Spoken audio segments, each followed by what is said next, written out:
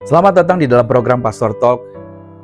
Kiranya anugerah Tuhan senantiasa berlimpah dalam kehidupan setiap kita. Saudara kasih Tuhan, izinkan saya bertanya begini. Apa yang paling Anda cari di dalam hidup ini? Mungkin kita mencari pengakuan dari atasan di tempat kita bekerja. Atau pujian. Kita membutuhkan pujian dari pasangan. Atau kita mencari kebanggaan dari orang tua. Atau penghargaan dari teman-teman. Rasanya memang menyenangkan ketika ada seseorang yang mungkin berkata kepada kita, kamu hebat, atau kamu luar biasa. Atau ada orang yang berkata, saya bangga sama kamu. Namun hari ini kita akan merenungkan tentang satu pujian yang jauh lebih berharga dari sekedar pengakuan manusia. Sebuah pernyataan yang datang langsung dari tahta surga, yang ditujukan kepada seorang gembala kecil dari Bethlehem. Mari kita buka di dalam Kisah Rasul pada pasal 13 ayat yang ke-22. Setelah Saul disingkirkan, Allah mengangkat Daud menjadi raja mereka. Tentang Daud, Allah telah menyatakan, aku telah mendapat Daud bin Isai, seorang yang berkenan di hatiku, dan yang melakukan segala kehendakku. Inilah salah satu pujian tertinggi yang pernah diberikan Allah kepada manusia. Allah sendiri berkata, aku telah mendapat Daud, seorang yang berkenan di hatiku. Nah, kalau kita melihat latar belakangnya Daud, adalah seorang yang tidak sempurna. Saudara, ketika kita membaca judul tentang berkenan di hati Tuhan, mungkin kita membayangkan Daud sebagai manusia super rohani. Kita membayangkan seseorang yang selalu hidupnya benar, selalu suci, ia tidak pernah salah. Namun ketika kita buka Alkitab, membaca seluruh kisah hidup Daud dalam 1 dan 2 Samuel, kita justru menemukan gambaran yang sangat berbeda. Daud adalah seorang yang jatuh bangun dalam imannya. Daud adalah seorang pezina yang mengambil Batsheba, istri Uria orang Het. Daud adalah seorang pembunuh yang mengatur kematian Uria untuk menutupi dosanya. Daud adalah seorang ayah yang gagal mendidik anak-anaknya sehingga keluarganya berantakan. Daud adalah seorang pemimpin yang harus lari-larian dari anaknya sendiri, dikudeta oleh Absalom yang memberontak. Lalu bagaimana mungkin Tuhan menyebut orang seperti ini berkenan di hatiku? Apakah Tuhan menutup mata terhadap dosa-dosanya Daud? Jawabannya tentu tidak. Tuhan tidak tutup mata terhadap dosa-dosanya Daud. Ketika Nabi Nathan datang menegur Daud, Tuhan tidak membiarkan Daud berlama-lama dalam dosanya. Nathan berkata begini, engkaulah orang itu. Dan Anda tahu apa yang terjadi? Daud segera merespons perkataan dari Nathan. Tidak ada pembelaan dari Daud. Tidak ada alasan. Tidak ada menyalahkan orang lain. Daud cuma berkata begini, aku sudah berdosa kepada Tuhan. Inilah kunci pertama mengapa Daud berkenan di hati Tuhan. Daud memiliki hati yang responsif terhadap teguran.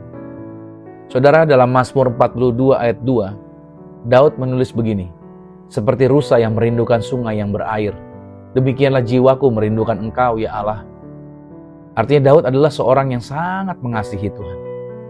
Kita melihat bagaimana Daud menari-nari di depan tabut perjanjian dengan sekuat tenaga sampai-sampai istrinya sendiri Mikal merasa malu melihatnya Daud. Daud berkata, aku akan menari di hadapan Tuhan yang telah memilih aku.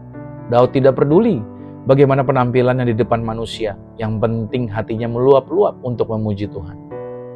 Nah, ketika Daud masih muda, Daud berhadapan dengan Goliat. Semua orang Israel takut, termasuk Raja Saul yang gagah perkasa. Tetapi Daud berkata, siapakah orang Filistin yang tidak bersunat ini? Sampai ia berani mencela barisan Israel yang hidup.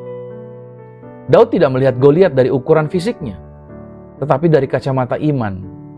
Datanglah engkau kepadaku dengan pedang dan tombak, kata Daud. Tetapi aku datang kepadamu dalam nama Tuhan semesta alam. Daud tidak sempurna, saudara. Tetapi cintanya kepada Tuhan tidak pernah pudar. Bahkan ketika Daud jatuh dalam dosa, air matanya membasahi ranjang. Dia menangis di hadapan Tuhan. Dan dia bangkit kembali dari kesalahannya. Saudara, hal menarik lainnya tentang Daud adalah Daud tidak pernah berpura-pura kuat di hadapan Tuhan. Dia nggak pernah begitu. Dalam Mazmur-Mazmurnya, Daud sering menulis tentang kelemahan-kelemahannya. Misalkan dia berkata, aku lesu dan sangat remuk. Aku merintih karena degup jantungku. Mazmur 38 ayat 9. Kasihanilah aku ya Allah menurut kasih setiamu. Hapuskanlah pelanggaranku menurut rahmatmu yang besar. Mazmur 51 ayat yang ketiga. Daud tidak datang kepada Tuhan dengan topeng kesalehan. Daud datang apa adanya.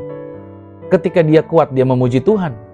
Ketika dia jatuh, dia meratap dan memohon ampun. Ketika lemah, ia berseru minta tolong. Inilah yang membedakan Daud dari Saul. Ketika Saul ditegur, Saul cenderung membela diri dan mencari alasan. Ketika Samuel menegur Saul karena mempersembahkan korban tanpa menunggu, Saul malahan berkata, aku terpaksa mempersembahkan korban. Ada kata terpaksa di sana, saudara. Tetapi Daud berkata apa? Aku sudah berdosa. Dia mengakui kalau Daud tidak ada yang dia sembunyikan. Nah saudara, Tuhan tidak mencari orang yang sempurna. Ingat baik, Tuhan mencari orang yang jujur di hadapan Tuhan. Ayo mulai hari ini jujur. Ayo datang sama Tuhan. Karena Tuhan mencari orang yang mau mengakui bahwa dia tidak bisa hidup tanpa anugerah Tuhan setiap saat. Pertanyaan besar bagi kita hari ini, apakah hidup kita berkenan di hati Tuhan? Bukannya apakah saya sukses di mata manusia. Ya enak, saya harus jaga nama baik saya. Begitu banyak orang kan. Bukan apakah saya populer di gereja. Bukan apakah saya memiliki jabatan atau gelar rohani.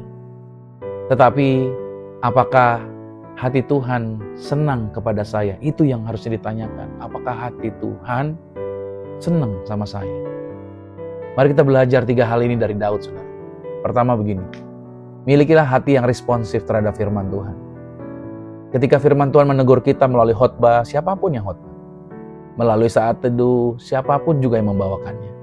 Melalui teguran teman di sekitar kita. Coba, bagaimana respons kita? Apakah kita marah? Apakah kita membela diri? Ataukah kita malahan berkata, Tuhan, aku berdosa, ampunilah aku. Yang kedua kita belajar dari Daud. Peliharalah cinta yang membara kepada Tuhan. Daud bisa jatuh dalam dosa. Ya, dia manusia biasa, saudara. Tetapi Daud tidak pernah jatuh cinta kepada dosa. Ini yang menariknya. Daud selalu kembali kepada Tuhan. Lalu bagaimana dengan kita? Mungkin kita sedang dingin secara rohani. Mungkin api cinta kita kepada Tuhan mulai redup. Nah hari ini, mari kita minta Tuhan untuk memulihkan cinta pertama kita. Atau kembalilah kepada kasih mula-mula. Kita belajar dari Daud yang ketiga. Datanglah dengan jujur di hadapan Tuhan. Berhentilah berpura-pura rohani. Berhentilah memakai topeng kesalahan. Tuhan tahu persis siapa kita. Tuhan menunggu kita datang dengan hati yang tulus. Mengakui kelemahan dan dosa-dosa kita. Dan membiarkan kasih karunia-Nya dapat memulihkan setiap kita. Saudara, kabar baik hari ini adalah Tuhan masih mencari orang-orang yang berkenan di hatinya. Tuhan tidak mencari kesempurnaan. Garis bawahi ya, gak ada yang sempurna. Tuhan gak cari kesempurnaan. Tetapi Tuhan mencari kerendahan hati.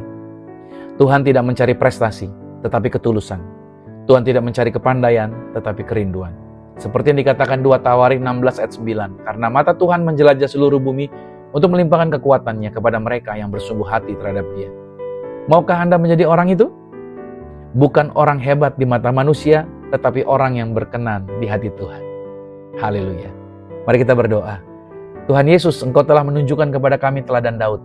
Bukan karena Daud sempurna, tetapi karena hatinya tulus di hadapan-Mu. Ampunilah kami jika selama ini kami lebih sibuk mencari pengakuan manusia daripada mencari perkenanan Tuhan. Bentuklah hati kami seperti hatinya Daud. Hati yang peka terhadap teguran Tuhan. Hati yang mengasihi Engkau Tuhan dengan segenap jiwa. Hati yang jujur mengakui kelemahan dan dosa di hadapan Tuhan. Kami rindu mendengar Engkau berkata tentang kami. Ini adalah anakku yang berkenan kepadaku. Di dalam nama Yesus Kristus Tuhan kami berdoa dan mengucap syukur. Haleluya. Amin. Diberkati saudara sepanjang hari ini. Puji nama Tuhan. Haleluya.